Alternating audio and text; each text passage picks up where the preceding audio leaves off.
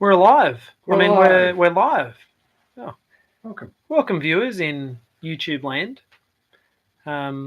It's Advent. It's week 2 of Advent. You may or may not have seen week 1, in which we looked at Herod. We're doing a second episode today, so thanks for joining us. Again, this is our behind the scenes of recording the podcast. So these are a bit more conversational and a bit more rough and ready than our usual podcast. But this is just for this 4-week short Advent series. And you can watch us on YouTube right now to see if that's how you prefer to watch it, or you can listen to it when we publish what it is that we're recording that you see. So if you like what you're seeing, then as always, please like and subscribe to the channel. Tell all your friends. If you're listening to it on the podcast, then like and subscribe and leave positive reviews and all that. Comment down below and do all of that stuff. So you know how it works. Exactly. Otherwise, welcome to the Beyond a Dome. Welcome to the behind the scenes version of Advent 2, and we hope you enjoy this episode. We tilt that forward and won't need to see us. Let's do it. Good call. The old visual. All right. We are audible. Audible. Ready to go. Located. Yeah. You are plugged in.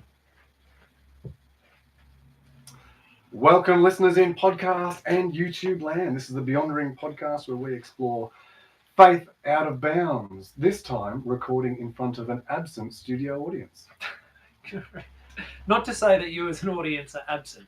Well, no, they're not present here with us in the Beyond the Dome studio. Correct. Well, it's interesting you talk about presents. It's Christmas time, and we should be talking about presents. Very good. And we'll do that by doing what we're wanting to do in this Advent series, and that is by dusting off this familiar story. A story we hear every year, and for that very reason means we just jump over important things, or we look past things that actually might offer more meaning and depth and layers that are there but are just forgotten. That's right. Just like the Christmas decorations only get pulled out once a year, require a bit of a dust off, a bit of a polish, a bit of a tidy up. So we need to revisit the story, dust off some of the elements of it, and try and recover some of the original beauty, depth, significance, complexity. We start today with the beautiful carol, We Three Kings, which of course instantly strikes us, for those who've flicked through the biblical text, as interesting, because we don't know whether there were 3 of them. We only assume because there were 3 gifts, gold and frankincense and myrrh, and we also don't believe they were kings. Kings is kind of how we've... But the song says, I know. We 3 kings from Orient are. Where's Orient are? It's Orient Ark. Oh. Yeah. Okay. Yeah, it's an Oriental Ark. Right, okay. That's where they come from. Like a ship? Or... Okay. Yeah, through the desert, over Mount Sinai. Camels, or ships of the desert, they were called. They were that's weird. We've just unlocked the key to this text, which is what we need to do. So we hear this song, We Three Kings, as you beautifully sung like this. But the actual term was Magi. And we didn't really know what that meant in English. So sellers of noodles. The sellers of noodles, of Oriental noodles. That's right. Yes. On 2-minute noodles. Yeah, exactly. So who were they beyond these Oriental noodle sellers? What are we to make of these mysterious characters? Because we've dressed our kids up in them. We've been dressed up as them. We've been thrown a thing of gold, and they've become this familiar thing to the story. They're one of the quintessential classic dress your kids up characters, aren't they? Correct. Yeah, someone has to, and you need to have 3 because you need people to carry. You need a person to carry each of the 3 gifts: gold, frankincense, and myrrh. We'd all head for the gold. That's right. Yeah, the head honcho. I'm a merman myself. I thought you were a merman. I'm a merman, Pop. You heard it here first on the Beyond Ring podcast. Oh, and incidentally, where is it in the story? We did touch on this last week that there are, of the 4 Gospels, there are only 2 that tell the Christmas narrative. So which is it that tells the story of the Magi? Yeah, it's again Matthew who padded out Herod a lot for us, and it's actually Herod that brings in these mysterious characters because he's trying to track down where this baby is, this threat to his rule is. And he calls in these mysterious others who are using the stars to plot and to believe they've uncovered where this future king might be. So the Magi, it's a fascinating idea. The very basic things we know in the very tiny text we've got is, firstly, they come from another country. So in the birth story, for our Jewish early listeners, That's a threatening idea, that actually the first people to the scene were actually those from beyond their tribe. They're a tribal people. Yeah. They're a people in which are suspicious of those beyond their seas, beyond their boundaries, and yet it's this. We know they come from another country. That's clear in the text. And the other thing is they don't know where the Messiah's to be born. They ask Herod, "Where is the Messiah to be born?" So Jews would have known the prophecies and the thoughts around where this king would come from. They don't. Yeah, and that's right. And remembering, of course, that we're dealing with a world that's far less globalized than we are today. Yes. Travel is far less common. There's no automobiles. There's you can't. There's no railways to take people transcontinentally. And so to say that someone comes from another country, it's shorthand. I mean, it's alien. It's not just they're from a different people group. They probably look different. Yes. They probably speak a different language. Different traditions, different religious understanding. So it's this whole kit and caboodle of foreigner. In that sense of this person is almost completely other than me and my tribe and my people group. So we gloss over this, but this is curious to an early listener. Who are these weird, mysterious Oriental people? So Magi was a term that originally referred to a caste of Persian priests who were with special claims to interpret dreams. So there's already this kind of weird wackiness to them. And we don't know exactly who the Magi was. There's only hypotheses, and some of them is because they're interpreting the stars, that they've got this astrology kind of thing going on. Mysterious kind of. Yeah, but that has links with Babylon. And the Babylonians were known to be big into astrology. So, of course, that's a previous superpower that's taken them over, that's held them in captivity. Is it possible that these people come from that tribe? There's also potential allusions because of their gifts. Particularly the myrrh comes from, I think it's kind of like a syrup or sap from a tree. And that would have links with Arabia or the Syrian desert. So that, again, is this very mysterious other world.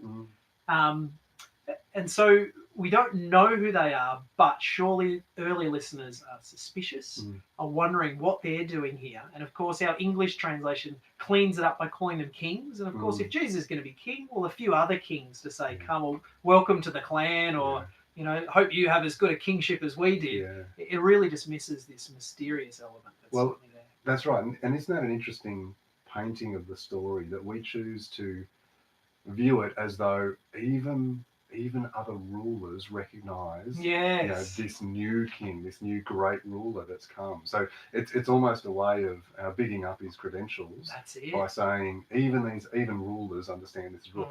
But actually the story is far more subversive than that. It's saying at the heart of this person who we are, the Christian tradition is making this claim about fulfilling a tradition. This person is acknowledged by foreigners. Exactly. And maybe today's context is, crystal healers or new age spiritualists, or it's something that maybe for a lot of people within the religious world might have a bit of an uncertainty to it. We've probably more got to view them through that lens. That's right. Than the kings who are, passing on the baton to this greater king. That's right. Yeah, that's right. These aren't the people who are supposed to get it. That's it. They're not the people supposed to get it. They're beyond what were very clear tribal boundaries. Yeah, and interesting. I hadn't until you mentioned it there. I hadn't really understood even the significance of the gifts as being given a gift from tradition, from the unexpected place, from the foreign place. That's it. Yeah. And of course, we know as this little tiny snippet of the wise men carries on that they help Jesus, they save Jesus, because Herod sends them in as spies and says, hey, when you find out about him, come back. And they choose not to. And the text says they left by another road. So they've, for whatever reason, appreciate, revere and honour this baby, but they also help him out. So Jesus receives these physical gifts and this great gift from this mysterious people from the east. But there's this other fascinating thing that's going on in the story. Just after they leave, Joseph and Mary hear of this threat of Herod that we touched on last week, and they escape the very country that they've just been born into. And of course, belonging to your tribe and to your people was utmost important. It was your entire identity. Such was the perceived threat, according to this Matthew storyteller, that they actually leave their homeland. And they cross the boundary to the west into Egypt. So we've got this fascinating two things, both glossed over in our stories, that he receives these curious gifts from this surprising place to the east, but actually he also receives refuge and hospitality to the west. This foreign land offers him safety and refuge until such time that he would return to his home country. I've not often heard those layers brought out in my Christmas nativity service. Yeah. From the east and from the west is actually the context in which this child will be born. That aids this child's very development and growth and life and fullness. Well, I know certainly it's a pretty conventional theme to talk about Christmas as the point where God breaks into human history, or so there is sometimes a sense of breaking in, but it is interesting that the story is talking about a breaking in from afar, from the foreigner, from the unexpected. That which enables the breaking in. That's right. Which houses and offers refuge for that breaking in is surprising places, unexpected places. Yeah, and I mean, and incidentally, I'm not entirely comfortable with the idea of the breaking in kind of language, No. but I think breaking out and rather than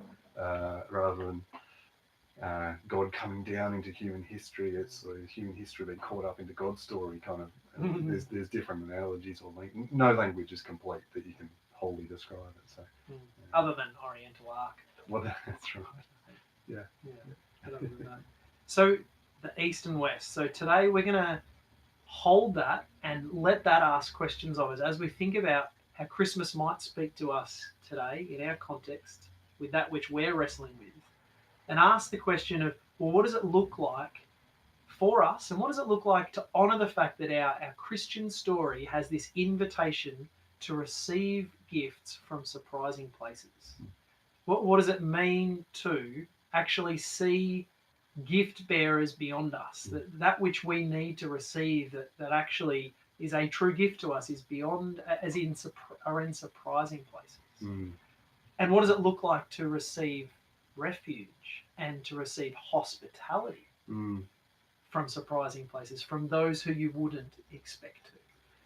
And that word hospitality is really interesting, because we often think about to be hospitable is to be a good host. Yes. Is to lay the table out nicely, invite people around, you make sure that they're comfortable, you make sure that their glass is always full, their plate has always got food on it, and that they leave the night, you having served them well, and they feel comfortable and have had a good night. Interestingly, there is this sense in the way that in a New Testament kind of understanding of hospitality that it can equally mean that to be hospitable is to equally mean to be a good guest. That is to receive somebody else's gracious offering in a gracious way, in an appropriate way. And that's not always something that people do really well. I was just about to say, it's an art form. I know personally, to be the receiver of a gift or hospitality is awkward and challenging. It's vulnerable. It's vulnerable. And you go to other cultures and countries who are particularly hospitable and try and be the recipient of it. And often it's awkward and it's guilt-tinged. And for me, in different places, be it Nepal or Philippines, you're kind of filled with this. I shouldn't be receiving this. You have less than I do. I should be giving to you. But it's such a thing of honour for them to allow you to be, to receive their hospitality. Well, and how many times, a really simple example, how many times do you round at someone's house and they say, do you want a cup of coffee or do you want a cup of tea? And you say, only if you're having one. Yes. Only if you're going to put, only if the kettle's already on, or do you want a glass of red? Only if the bottle's already open. We sort of put these conditions on the hospitality that I'm willing to accept from you. And so too with a gift. If someone gave me a gift fully out of the blue, be it not my birthday or Christmas or whatever, if they just gifted me one, my initial reaction was, you didn't have to do that. And it would probably be, but I haven't got you one. There's this almost inherent sense that for me to participate in this exchange, I'm supposed to be on equal terms. But gift giving and hospitality transcends that transactional kind of understanding. That's right. We can talk a bit more about gift. There's actually a European philosopher, Jacques Derrida, who's done a lot of work in talking about gift, because he identifies that, in fact, gift giving can be quite a minefield. as you've said. Like, it's not just simply, oh, thanks, I've got a gift. There's always this sense of, oh, gee, how am I supposed to respond? And actually, it's quite tough to give a gift. In fact, Derrida would say, you've actually never truly given a gift. So I know that's disappointing, given how many Christmases and birthdays and so on you've been to. But see, because Derrida contends that a gift is defined as giving of something without any expectation of recompense. Okay, so there's no payback. And he would say that it's actually beyond human capacity to give a gift. Right. Because we're always caught up in this kind of social obligation. Right? So imagine you come home and a neighbour has baked some cookies and left them on your doorstep. What your first response is going to be, pick up the phone, thank you. You're going to write a card.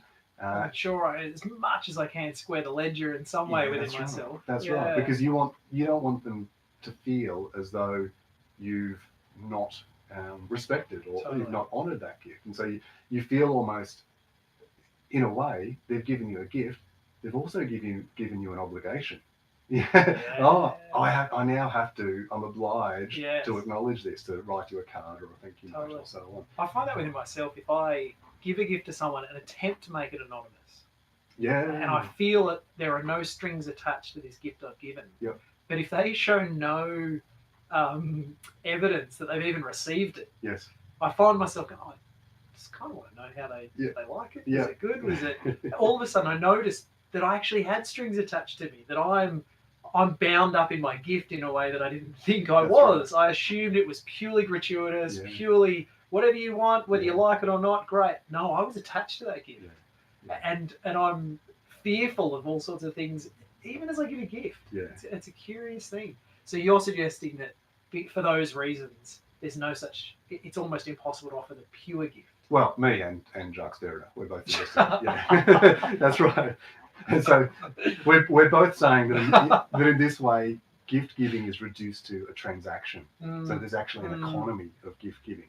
And so he would say that it's not possible for two people with knowledge of what they're doing to exchange a gift. So even in the way we might bank, well, I'll make sure I return this at some point. That's right. Instantly I've entered into some kind of exchange. That's right. There's some sort of obligation now upon us. So, but then it goes on to explore all of these kind of permutations of. So, for instance, what about if the person receiving doesn't know that they've received a gift? Could that be considered a true gift? So, for example, think about this, and I know this happens to you a lot. Someone cuts you off in traffic while you're driving. And I've seen you behind the wheel. You're furious. You yell and you fume and you're screaming at them. And no one cuts me off in traffic. If they couldn't catch you, because clearly they're an imbecile, right? And so you're furious at them, but they disappear off into the distance, never to be seen again. But within you, you're carrying this burning anger towards them. So, but you decide, I can't hold on to this. I need to move on. And so you decide to forgive them for their incompetency. They're completely unaware of this internal war going on for you, by the way. But so you offer them this gift of forgiveness. Okay, so they're unaware that they've been offered this gift. Okay, how does that sound like a pure gift? Well, somewhat. It's better than nothing. But it's better than nothing. It feels like it's more of a gift to myself, really, than it is to them. This is exactly the point. See, the gift that you've actually offered is really only to yourself, because that anger, it was eating you up. They had no idea about it. That's it. I needed to give it. They didn't need it. It's not making a lick of difference to Leadfoot, who's clearing off down the road. So that's really a gift to you. So that doesn't really count. So what about a scenario where the giver doesn't know that they've given someone a gift?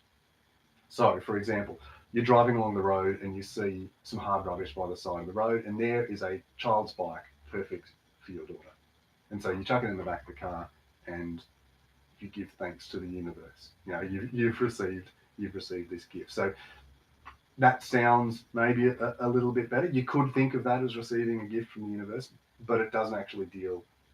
This person hasn't knowingly given it. They've just discarded something. Okay, so it doesn't really count again. For Derrida, and he just sort of goes through these permutations, the only possible way that a true gift can occur is for both the giver and the receiver to be completely unaware of the gift that's passed between them. So, which it sounds quite silly, but in terms of the person of Jesus, the Christian tradition makes this claim about, in this person was present the unknowable God. In this person, the unknowable was made known. And so there's this idea that in the birth of Jesus and in the way that he lived his life and the way that he connected with the divine and revealed the sacred, that somehow there was both this revelation and concealment going on. That this gift was giving while somehow remaining completely unknowable. So in terms of, what does that mean for us in terms of how we can continue to receive Jesus as gift? As a gift, yeah. Well, and I think the clue is, as we talked earlier about the presence of the Magi being the outsiders breaking in, that the gift is the reminder to remain vulnerable, to remain open, to expose ourselves to the possibility of gift from outside our world. From the gift that those outside the tribe, those outside our known, controlled, sanitized kind of world, those who are like us, that they can offer us. And in terms of then how we'd see Jesus, it kind of strikes me that if there's this concealing, revealing going on, if there's an unknowable that's known, but whenever I make a claim that, I've got it locked in, I know what it is, I know what it means, I know who he is, the moment I've done that, I'm missing the mystery. Yeah. So in order for Jesus to remain gift to me, I have to keep assuming whenever I make a creed, whenever I make a claim, whenever I think I've got it or someone else doesn't, I'm actually denying the gift. I'm actually gift wrapping something again and not actually letting it be. So it's also provocative in terms of where God, where the divine might be. It therefore means it's always just beyond my comfort zone. It's always just beyond my horizon. Yeah. There's one of my favourite books of all time is The Little Prince, and there's this fantastic moment where the little boy is asking the traveller to draw me a picture of a sheep, he says. And so the traveller pulls out a pen and paper and draws a picture, and the little boy said, no, that's not right. My sheep is lying down, or it's not the sheep I'm picturing. He said, oh, okay. So he tries again, and he said, no, that's not right either. My sheep's woolio, or whatever it is. And so the traveller sort of scratches his head, and then the traveller draws a box, and he puts air holes on it. And he says, your sheep is inside that box. And the little boy said, that is perfect. That is the sheep. That's the sheep. And so because he didn't try to define or draw down, this is what your sheep looks like, the little boy was able to imagine his sheep in that box and picture it in. There's room and permission. Exactly. Yeah. And so this, I see this conversation, I see the Christmas story as being like the inversion of that. That in the Jesus story, the gift is outside of the box. Yeah. It's everything outside of the box. Everything that you think it is. Here is the tradition. Here is the story. This is what you think you know about who God is and how God works. And where God is. And where God is and who has a claim on God. No. The story is saying, that's great. It's everything but that. Or it's everything past that. It's the beyond. It's the outside. It's the incursion from over the horizon. Well, it makes me think a lot then about the claims we make about Christmas. And we come, as Christians, we create we follow a bloke who said no groups, who was found a very tribal tradition and said, no, God's bigger than this. In following me, let's create no groups, no boundaries, no ins and outs. And then, of course, we've become tribal. And when we take the message of Jesus, we become gift carriers. We want to be the ones who tell everyone what we've got and what the answer is and where God is and what God looks like. And of course, I appreciate and understand that there's truth in this story. So, but it strikes me that the posture then is really, it denies the capacity to receive gifts. If we've got it, if we have the package wrapped up, even just in our very posture, we're not able to receive the gift of the wise man. We're not able to receive hospitality from the west or gifts from the east because we've got it. So it made me think about the posture of receiving a gift. So for me to actually experience this thing you talk about that's beyond all my categories, beyond all my language, and even just receive something from another, the posture of being open to receive a gift is so different. Like for me to receive a gift from you, I have to create space. I have to make time. I have to let go of some things. In order to receive a gift, I've got to drop an agenda. I have to let go of ego. All these things that have to happen. It's You've a got to- totally different energy. You've got to let me know you Yes. so that I can see you Yep. and try and determine what might be useful for you, Totally. what might be inspiring for you, what might be an act of love to offer you. Exactly. So if I think about how might someone in a surprising place, a foreign land, how might they offer a gift to me? As in, how might they teach me something? How might I learn something? How might they show me something about the world or truth or God?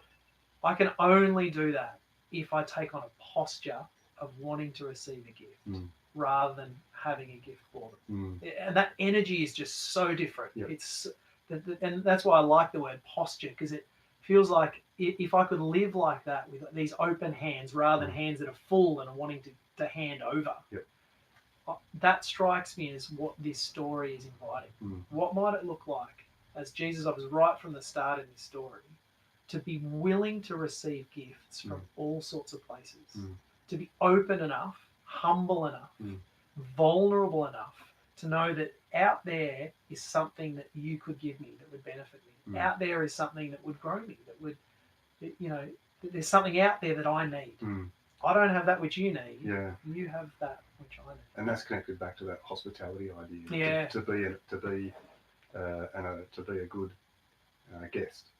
To allow someone to tend to my needs, to see my needs, and to offer me something, and not just needs, but also to challenge me, to offer me opportunity for growth. Totally. And to reveal, when I talked before about allowing yourself to be known, to be seen. Sometimes people see in us things that we don't like about ourselves. Totally. I was thinking a lot about one of the great challenges in the Christian narrative is this scary line that says, love your enemies. And of course, it comes out of a time where they had legitimate enemies. They're being persecuted and killed. And we kind of read that, what a lovely idea. That is a ripping bumper sticker, but to take that seriously is a full-on idea, almost perhaps a ridiculous idea, to love your enemies. But Henri Nouwen offered this fascinating take on that idea when he said, well, we need to love our enemies, not even so much for our enemies' sake, but for our own. Because our enemies or our other, that which we would otherwise push away because they're different, challenging, or provoke something in us, they reveal something in us that we need to see. So he says our enemy or our other is a gift that we need. So if I find someone that creates that prickle in me or that takes me to the very edge of my own capacity because they frustrate the Jesus out of me, I need them. Yep. They help me see things in myself that I would otherwise not want to see. That's it, because friends don't raise those prickles in you. They don't push those buttons in the same way. Yeah. Because, of course, we surround ourselves with people who make us comfortable. Or people that are quite like us. That's or right. the people that love us as we are. Yeah. So it's only the other that can shine a light on the bits in us that we don't want to see, that we would never otherwise see. But that which we need to, if we're to move in the direction of a fuller life, a more loving and compassionate and generous and gracious, we can't possibly grow within our own comfort zone. You can't stretch out growth. Growth actually comes from beyond us and kind of stretches us out. And other and enemy and different and diverse, they're the only ways we can receive that gift. Yeah, I like that idea because, trees grow towards the sun, don't they? If you have a plant in a pot inside your house, it'll lean towards the window, and sometimes you need to rotate it so it leans back the other way, right? So it's this idea that something beyond ourselves can inspire us to stretch and to grow, not just some sort of internal impetus that's going to push us out. And true to that analogy, if we close ourselves off from the sun, well, we shrivel up, we shrink, and we do die. And we see that in all its forms, that whenever we deny the gift of being stretched out, the obvious orientation is we become more narrow-minded, more fearful of that which is beyond. Spiritual death, we actually close inward. We lose love. We lose curiosity. We lose humility. All these things which are life-giving. Once we lose that source, once we lose the understanding that there is a gift beyond my comfort zone, beyond my theology, beyond my tradition, beyond my comfort and worldview, once we lose that, the only place we can go is protecting our own kingdom, which is spiritual death.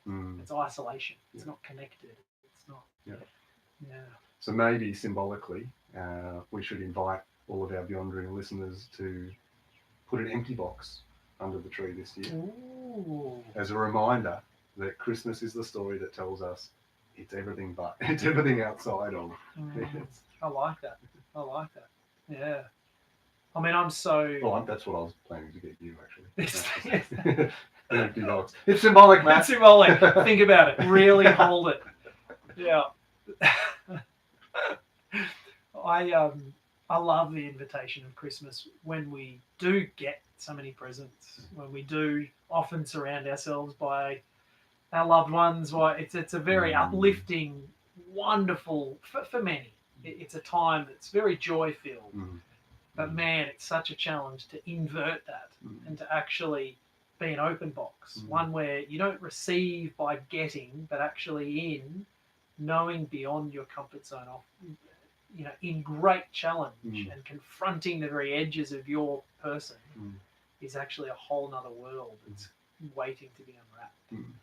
I want to offer I stumbled over this kind of native prayer of reproach that for me is kind of captures the posture we're talking about, where if only I could be open and curious enough to know that even someone beyond my tradition, tribe, or understanding or belief actually offers me a gift. And I actually experienced this a few years ago when at our church we had an interfaith panel.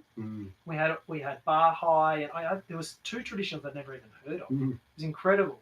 But there was someone whose belief had a reincarnation idea. And it's not something I believe, it's not something I hold, but the way they articulated, when they offered their story, when they explained it, it was such a gift to me. I'd never understood it from inside out, from their point of view. And I remember just thinking, I really get it. I get how in that worldview, that would offer so much solace. To almost be able to relax into the fact that that life is almost this stream that just keeps running, and you're a little part of that stream. And if you stay wanting to flow in the right direction, life will run through you and will take you on in other lives. And if you go backwards, you'll kind of be, sent back down the stream. But if you've always got the opportunity to open yourself up again. And I just never done it. I never been taken inside the story to allow myself to feel what it would be like for them. And it was only because I had this posture of curiosity and openness and that they were vulnerable enough to tell me. But it's a gift because I get it. I've moved towards them. I have a greater affection for this person, but I also now have less fear for others who hold that belief. I may have previously been triggered when I'm like, oh, geez, that's a bit weird or wacky. How does that work? And now I don't. That's been melted in me, and that's been a gift to me. So learning to appreciate that which is very different, is other to me, opens me up, helps me walk towards, and is a gift I now carry when I engage with others who are also very different. So is there anything else you want to say before I offer a closing native prayer of approach? Not particularly. Good. Well, let me offer this to you as a gift, Lucas. So I love picturing this as, and this is centuries old, and I love picturing this as a nomadic group or even a warring tribal group meet another tribe. But they would say this to themselves before meeting to have like they'd meet and have a conversation in threat of war to try and negotiate. Exactly. So before they did anything, well, let's try and nut this out. This is what they'd say to themselves as they went to meet this enemy, this tribe beyond their tribe. They'd say this: I will honour your gods. I will drink from your well. I will bring an undefended heart to our meeting place.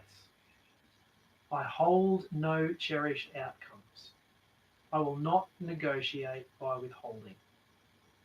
I am not subject to disappointment. So may this Christmas we receive the gift of knowing that there are gifts, always gifts beyond us, that will unwrap us and open us into the people that we are called to be. And stay tuned for 2 more weeks of Advent exploration as we continue these conversational series. And thanks for coming, Yondering.